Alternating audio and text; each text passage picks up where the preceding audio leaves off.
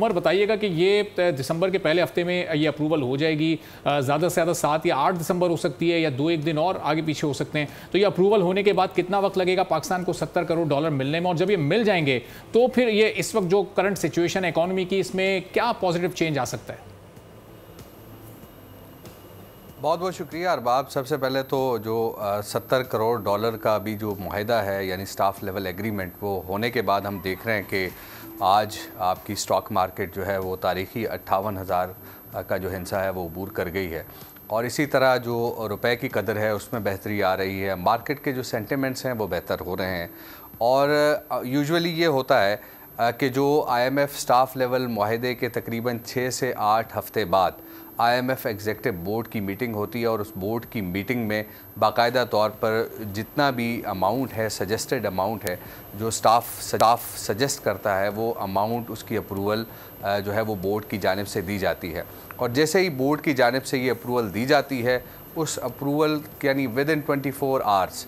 वो रकम जो है वो ट्रांसफ़र कर दी जाती है। अब पाकिस्तान में यूजुअली ये है कि स्टेट बैंक के अकाउंट में एक रकम आती है, और दूसरा ये है कि इसका एक प्रोसीजर ये भी है कि जब IMF स्टाफ लेवल एग्रीमेंट होता है तो वो जो जितना स्टाफ ने यहाँ पर जो जितने भी मीटिंग्स की होती हैं, उन मीटिंग्स की एक रिपोर्ट मुरतब की जाती है, और वो रिपोर्ट जो है वो IMF एग्जेक्टिव बोर्ड को भेजी जाती है, और उसके बाद बोर्ड जो है वो उस रिपोर्ट का जायज़ा लेता है। और ये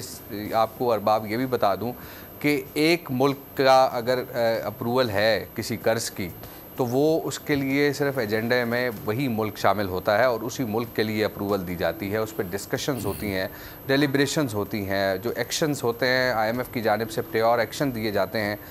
उनको देखा जाता है कि क्या फुलफ़िल किए गए हैं या नहीं किए गए। तो उन एक्शंस पर जो स्टाफ तो मुतमईन होकर पाकिस्तान से गया है, और बाकायदा तौर पर उन्होंने कहा भी है कि पाकिस्तान ने जो मेजर्स लिए हैं, ख़ास तौर पर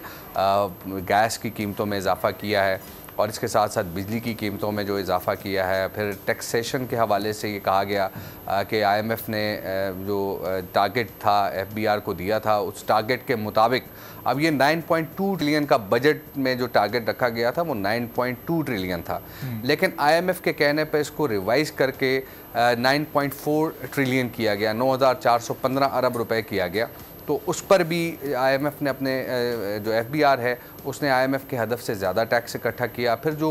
आपका नॉन टैक्स रेवेन्यू में पेट्रोलियम लेवी है वो 869 अरब रुपए बजटेड जो है वो थी, तो उस पर भी 222 अरब रुपए पहली तिमाही में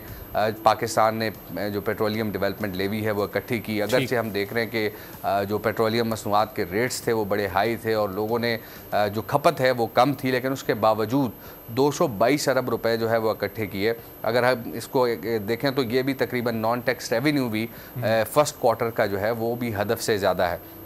अब आपने जो बात की कि IMF की अप्रूवल के बाद क्या होगा, तो IMF की अप्रूवल के बाद ये होता है कि बोर्ड जब अप्रूव करता है तो उसके बाद आपको जो दीगर मल्टीलेटरल इदारे हैं या बायलेटरल हैं वो आपको पैसे देते हैं, और कर्ज की रकम होती है, और फिर उसमें कुछ ग्रांट्स भी होती हैं तो वो भी दी जाती हैं। लेकिन मेजॉरिटी यही होता है इसके बदले बड़ी सख्त शराइत भी होती हैं, वो कंडीशंस भी होती हैं जो कि पाकिस्तान पर फिर आयद कर दी जाती हैं।